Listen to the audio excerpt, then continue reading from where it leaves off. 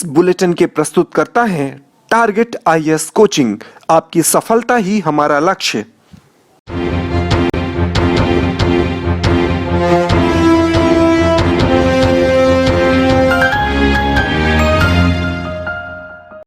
नमस्कार, आप देख रहे हैं रेवा दर्शन। मैं सचेता बघेल आपके साथ। आइए जान लेते हैं क्या है आज के प्रमुख खबरें।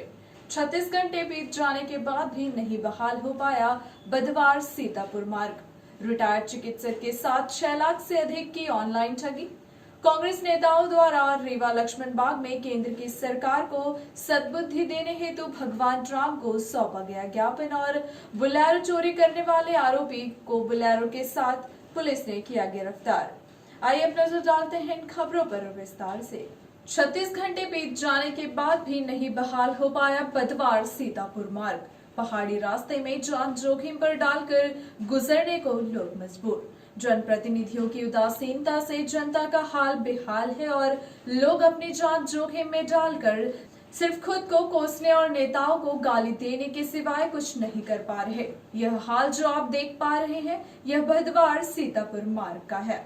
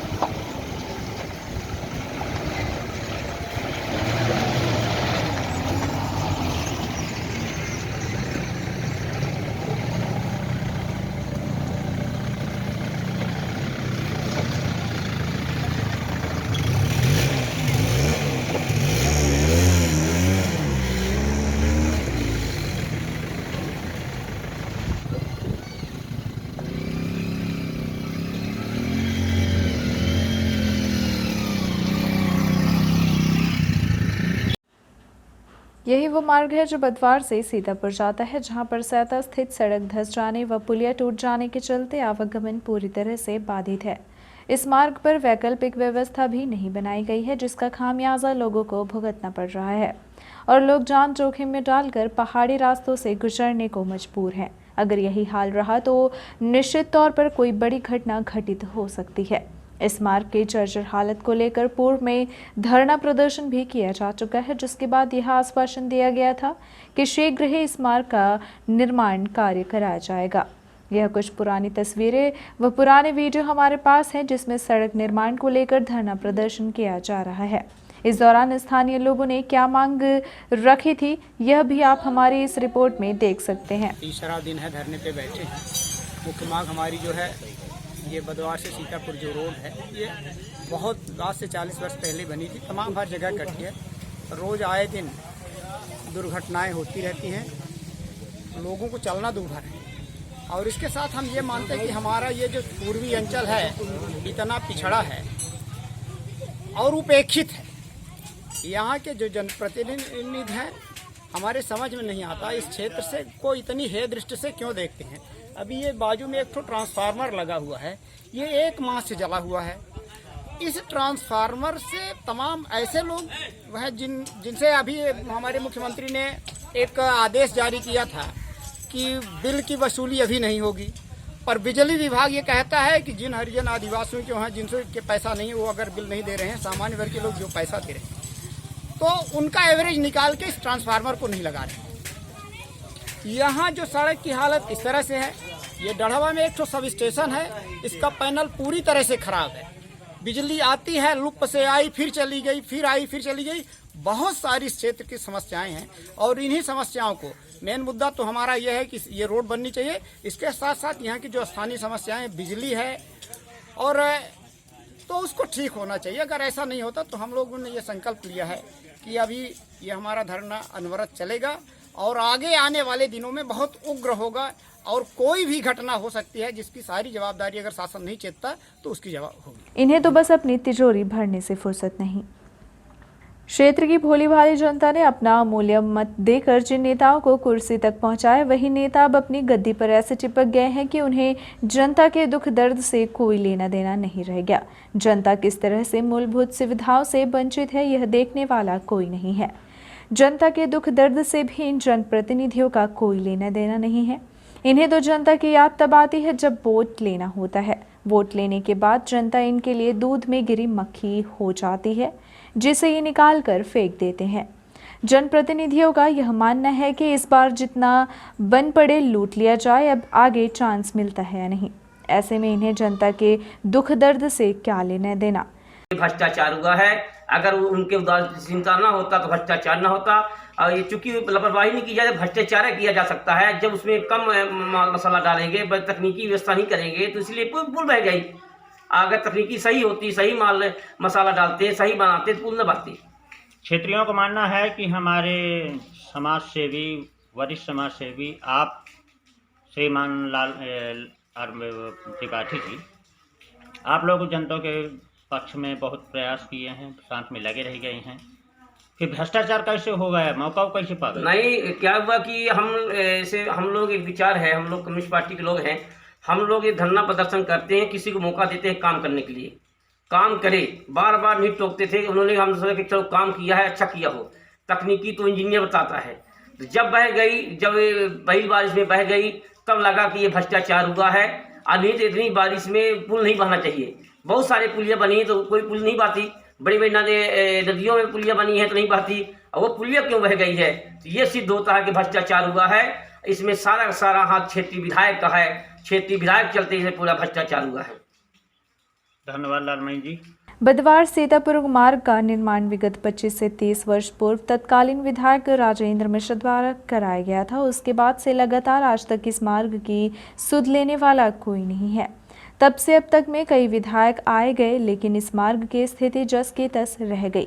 यही नहीं, इसके अलावा भी क्षेत्र के अन्य मूलभूत सुविधाओं से वंचित है और जनता की सुनने वाला कोई नहीं। ऐसे में जनता खुद को असहाय महसूस कर रही है। बरसात में हर वर्ष यही हाल होता है। कई बार मार्ग पर कई बड़े हादसे भी हो चुके हैं, बावजूद इसके जिम्मेदार इस बात को गंभीरता से नहीं ले रहे। ऐसा माना जा रहा है कि इस मार्ग के निर्माण में पीडब्ल्यूडी और निर्माण एजेंसी द्वारा बड़ा खेल खेला गया है और 17 लाख रुपए शासन के खाते से निकालकर महज लीपापोती करते हुए खेल खत्म कर दिया गया। अब इसका दंश क्षेत्र की जनता को भुगतना पड़ रहा है। इस बात से क्षेत्र की जनता में आक्रोश भी व्याप्त है, जिसका सबक जनता इन नेताओं को आगे आने वाले चुनाव में सिखाएगी। जी बताइए, इस रोड की दुर्दशा का कारण क्या मानते हैं? यहाँ इस क्षेत्र में राजनीतिक लोग जो है उपेक्षित करके रखे हुए हैं इस क्षेत्र को। नागेंद्र सिंह लगातार कितने साल से विधायक हैं, बीजेपी के सांसद बन चुके हैं और आज तक जो है ये रोड करीब 30 साल से आज तक सुधर नहीं पाई।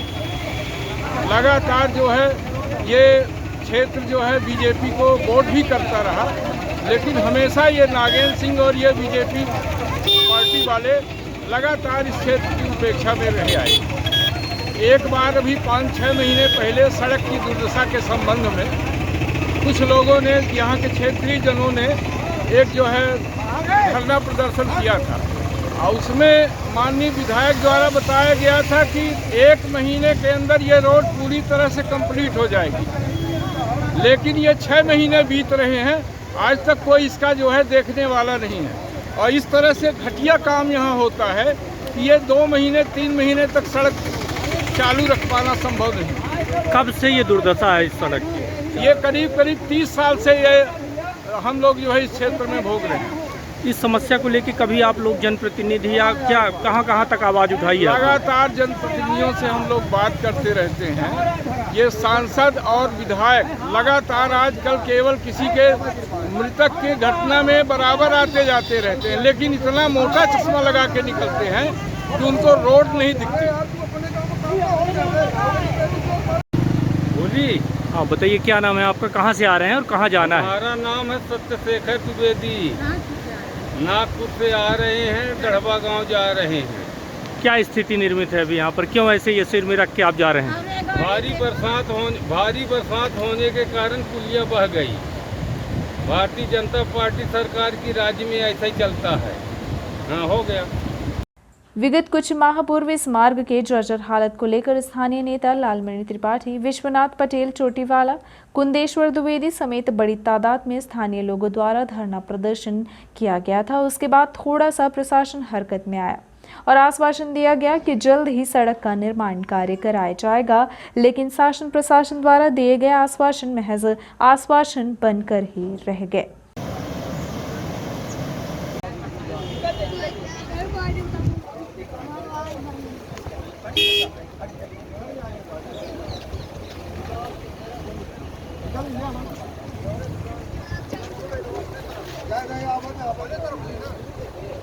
वेरिफिकेशन के नाम पर मांगे गए 11 रुपए, वही लिंक शेयर करते ही हो गया खाता खाली। साइबर क्राइम की बढ़ती संख्या में एक और इजाफा हुआ है, जहां सिम वेरिफिकेशन के नाम पर 11 रुपए की मांग की गई।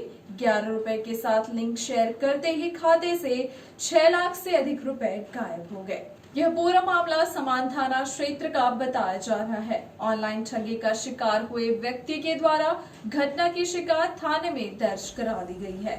बताया जा रहा है कि फरियादी अंबिका प्रसाद द्विवेदी को 17 तारीख के दिन एक फोन सिम वेरिफिकेशन के लिए आया था, जिसमें उनसे कहा गया कि आपकी सिम बंद होने वाली है, जिसका वेरिफिकेशन करना है। इस बात के लिए दूसरी ओर से 11 रुपए की फीस ऑनलाइन मांगी गई थी। 11 रुपए के लिए दूसरी ओर से लिंक शेयर किया गया और जैसे ही फरियादी के द्वारा लिंक को एक्सेप्ट की गई, उसके खाते से रुपए निकालने शुरू हो गए। इस पूरी घटना के संबंध में जानकारी देते हुए समान थाना प्रभारी ने बताया कि 7-8 बार में 6,623 रुपए आरोपियों के द्वारा कई तरीके से निकाल लिए गए। अब संबंधित बैंक से पुलिस के द्वारा ट्रांजैक्शन डिटेल निकालकर मामले की जांच की जा रही है। आपको बता दें कि प्रत्येक दिन ऐसे कई लोग ऑनलाइन ठगी का शिकार होते हैं, क्योंकि ठगी करने वाले हर पल किसी न किसी को अपना शिकार बनाने के लिए फ़ोन लगाते रहते हैं और जैसे ही कोई उनके चंगुल में फंसता है तो बिना संपर्क किए ही उसका खाता खाली हो जाता है।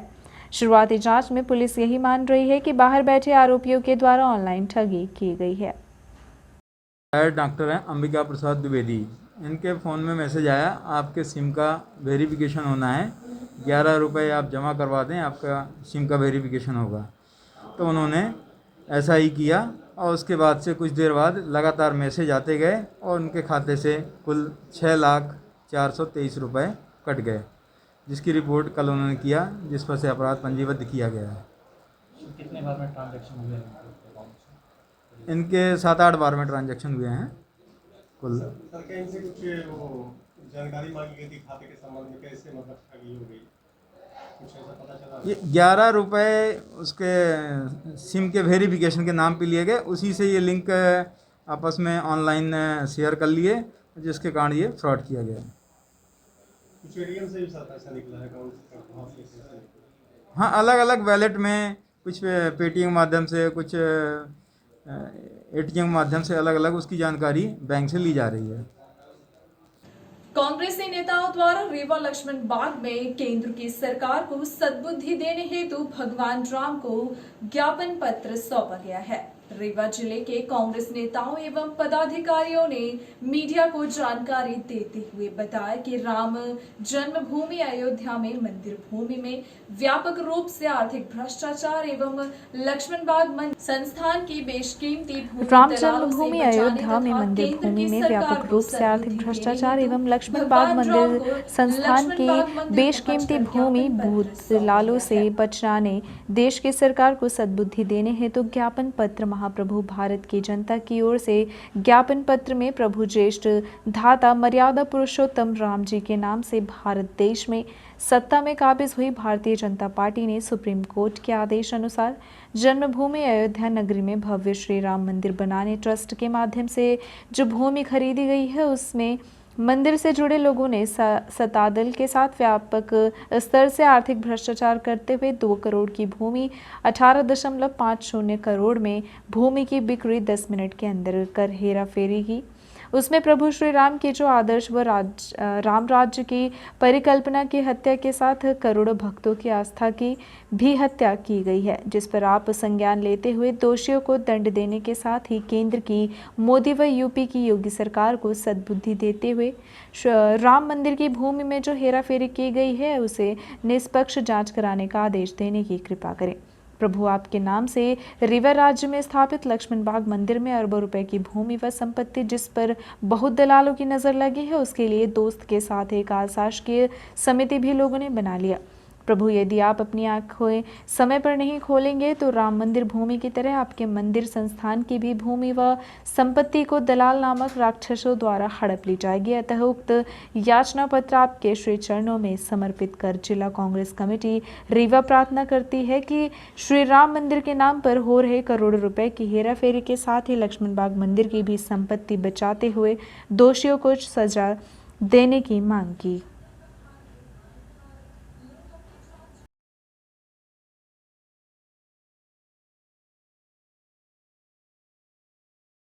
और उसका जो बंदरवाट हो रहा, वहाँ के जो न्यास के लोग हैं, वहाँ के जो अध्यक्ष हैं, जो तरह से भ्रष्टाचार हो रहा है, तो भगवान से निवेदन है कि कम से कम आप अपनी आँख खोलें और भ्रष्टाचारियों को सजा दें। मोदी और योगी को भगवान सद्बुद्धि दी। जो चंदा गया है जनता जनार्दन का, वो कायदे से उपयोग हो, भगवान राम का मंदिर बने। यहाँ भी जो लक्ष्मण बाग संस्थान है, यहाँ की भी ज़मीन बहुत सारी है हमारे देश।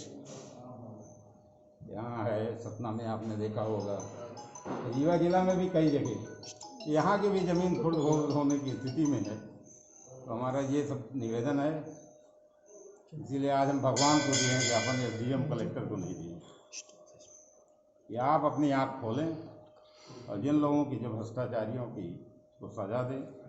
और हमारे जो सरकार के लोग बैठे हैं, प्रधानमंत्री, मुख्यमंत्री, उनको सबको सद्बुद्धि दें कि जनता का हित के हित में काम करें। ऐसा नहीं है कि ज्ञापन देने के अलावा सुप्रीम कोर्ट में भी कांग्रेस को जाना चाहिए, अपील करनी चाहिए इसको लेकर के भ्रष्टाचार? नहीं, जाना चाहिए। देखिए आगे क्या निर्णय लेते हैं हमारे हाईकमान के लोग उस मामले में, लेकिन अब जो भी निर्णय होगा ऊपर होगा। आज राहुल गांधी जी का जन्मदिवस, आज राहुल गांधी जी का जन्मदिन है और बड़े शालीनता से मनाने का है, बड़े शालीनता से वो मना रहे हैं, हम लोगों को भी मनाने का है जन्मदिन। हम लोग उनके जन्मदिन में यहाँ आए हैं, भगवान का भजन करेंगे, उसके बाद मास्क, सैनिटाइजर बांटेंगे। कोविड में हमारे जो परिजन हम लोगों के बीच से उठ गए हैं, उनके परिवार के बीच में भी जाएंगे, उन्हें सांत्वना देंगे, भगवान से प्रार्थना करेंगे कि उनकी आत्मा को शांति मिले, वो परिवारजन को, उनको इस घटना दुर्घटना को सहन करने की क्षमता हो। एसपी कार्यालय में पहुंचकर सौंपा गया ज्ञापन सौंपते हुए आरोप लगाया गया है कि सिमरिया क्षेत्र के कांग्रेसी जिनकी दलाली, भ्रष्टाचार एवं अनैतिक गतिविधियां भारतीय जनता पार्टी की सरकार द्वारा बंद करा दी गई है, जिससे समाज में भारतीय जनता पार्टी के पदाधिकारियों की छवि खराब करने के उद्देश्य से कथित कांग्रेसियों द्वारा समाचार पत्र एवं मीडिया का सहारा लेकर उन्हें लाभ पहुंचाकर फर्जी, झूठी एवं मनगढ़ंत खबरें प्रकाशित कराई जा रही हैं। भाजपा महामंत्री ने कहा कि यह कार्य कांग्रेस की गंदी सोच एवं मानसिकता को उजागर करती है। विगत दिनों समाचार पत्र में कांग्रेस का कथित एक दलाल भारतीय जनता पार्टी के किसान मोर्चा जिला महामंत्री के ऊपर आरोप लगाया कि जिला महामंत्री जयराम अग्निहोत्री द्वारा मनरेगा योजना से कपिलधारा योजना का लाभ लेकर अपराध किया गया। कपिलधारा कूप खनन योजना शासन द्वारा लघु सीमांत किसानों के लिए चलाई गई है। इस योजना से रीवा जिले में हजारों कूप मनरेगा योजना के तहत अब तक किसानों के खेत में बनाए गए हैं। यदि किसी किसान भाजपा का कार्यकर्ता पात्र है तो क्या उसके खेत में कूप नहीं बनाया जा सकता? विगत दिन एक चैनल में भाजपा किसान मोर्चा के जिला महामंत्री जयराम अग्निहोत्री के ऊपर तथाकथित कांग्रेसियों द्वारा यह भी फर्जी आरोप लगाया गया है कि उन्होंने ग्राम देवरी की शासकीय अराजी 23 रकबा 5 एकड़ में अवैध कब्जा कर मकान बना लिया है, जो वास्तविकता से काफी दूर है और यह आरोप राजनीतिक द्वेष से प्रेरित है, जो पूरी तरह से असत्य, बेबुनियाद एवं मनगढ़ंत है। भाजपा किसान मोर्चा के जिला महामंत्री जयराम अग्निहोत्री ने कलेक्टर जिला रीवा एवं अनुविभागीय अधिकारी अनुभाग सिरमौर सहित गरीन अधिकारियों को पत्र लिखकर आरोप की निष्पक्ष जांच कराने एवं फर्जी आरोप लगाने वालों के विरुद्ध कार्यवाही की मांग की है। घर बना है, मैंने आज तक किसी भी शासकीय भूमि पर कोई कब्जा नहीं किया है, लेकिन मेरी राजनीतिक छवि खराब करने के उद्देश्य से जो कांग्रेसी सिमरिया के हैं वो देवरी के निवासी बन करके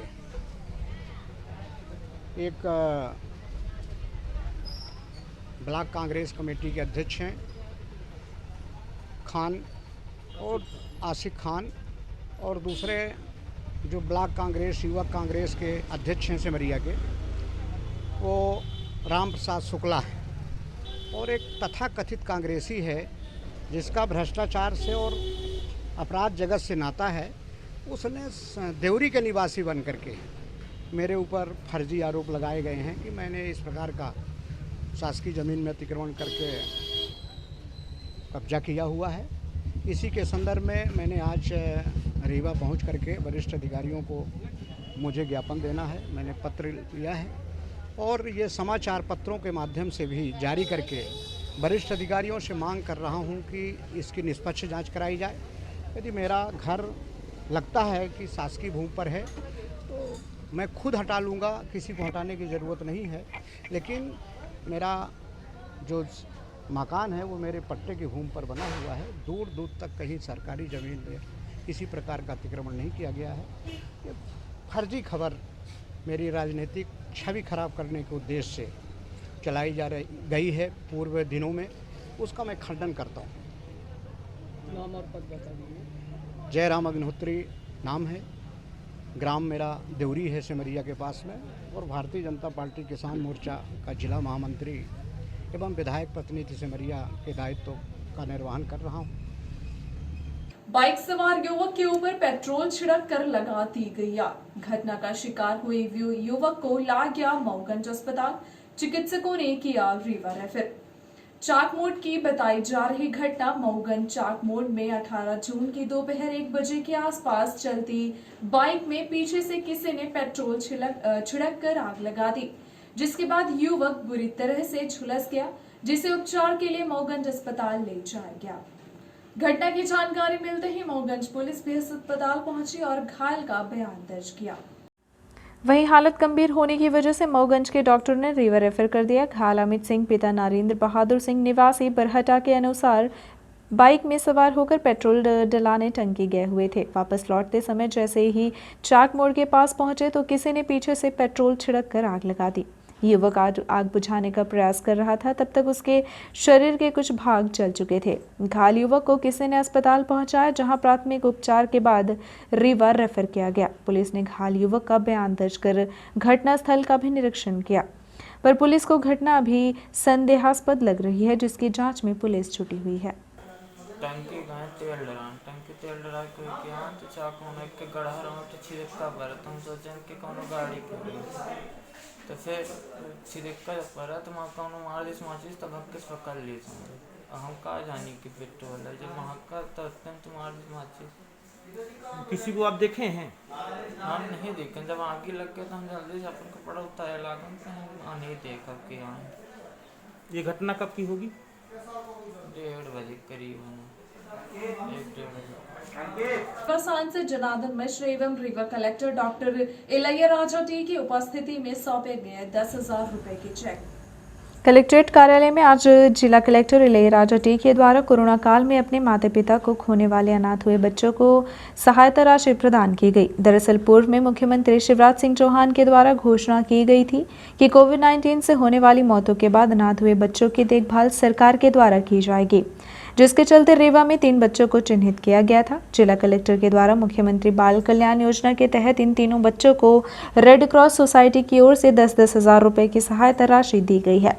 वहीं जिला कलेक्टर ने बताया कि कोरोना काल में अपने माता पिता को खोने वाले बच्चों को पीएम आवास योजना के तहत मकान भी दिए जाएंगे। इसके साथ ही इन बच्चों को निःशुल्क स्कूल शिक्षा, उच्च शिक्षा और तकनीकी शिक्षा पहली कक्षा के साथ ही प्रत्येक बच्चों को प्रति माह 5,000 रुपये की राशि बैंक खाते के माध्यम से दी जाएगी।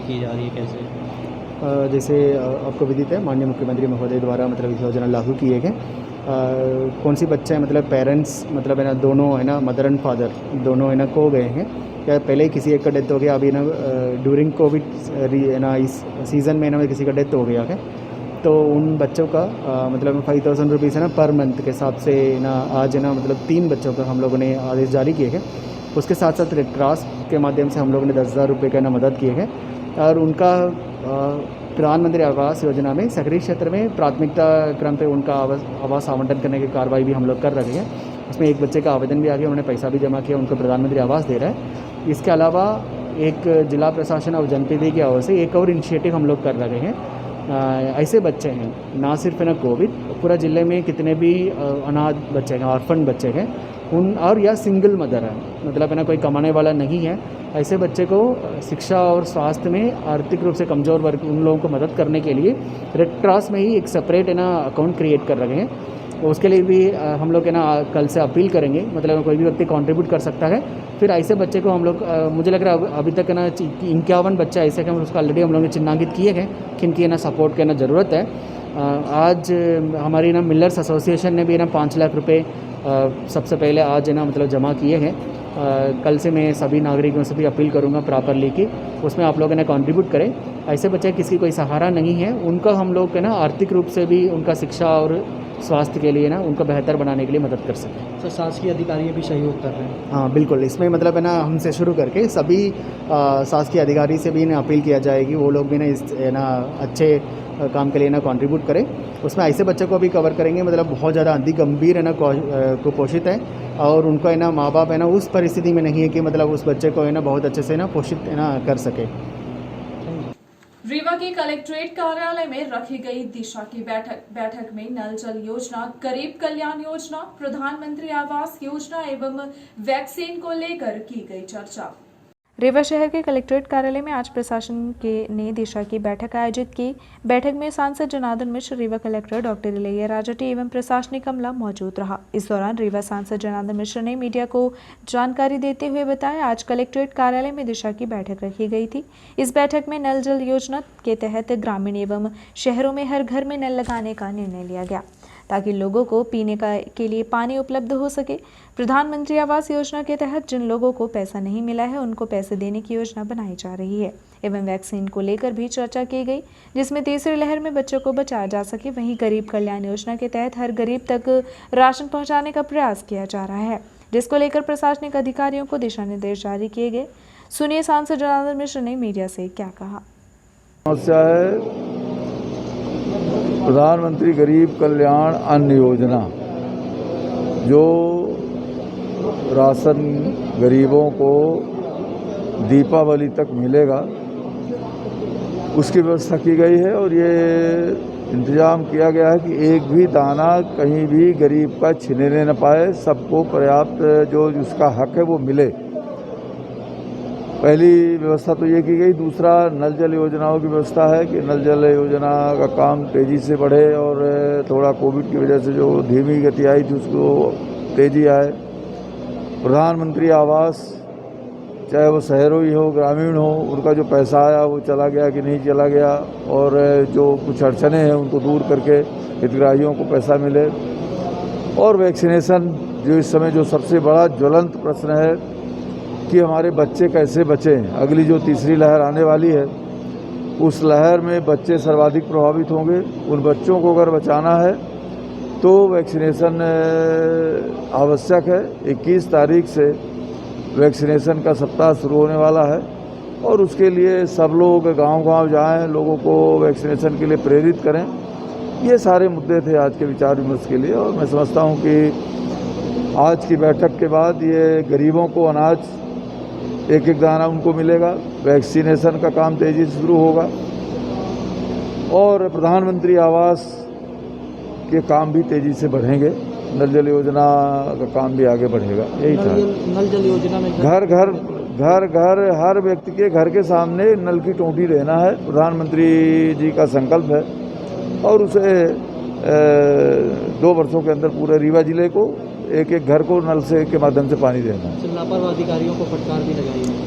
हाँ, वो तो जो काम नहीं करेंगे वो तो फटकार के, अब आगे दंड भी मिलेगा उनको। अभी तो केवल फटकार लगाई, कल दंड भी मिलेगा। तो क्या काम था मऊगंज में प्रधानमंत्री, अब मऊगंज है, त्योंतर है, कई जगह प्रधानमंत्री आवास में कोऑर्डिनेशन नहीं है और लापरवाही है, सुस्ती है। तो उसके लिए तो उनको डांट से माने अभी तो केवल फटकार लगाई, आगे पनिशमेंट मिलेगा। ये थी आज की प्रमुख खबरें। आगे की खबरों के लिए बने रहे रीवा दर्शन के साथ। दीजिए हमें इजाजत। नमस्कार।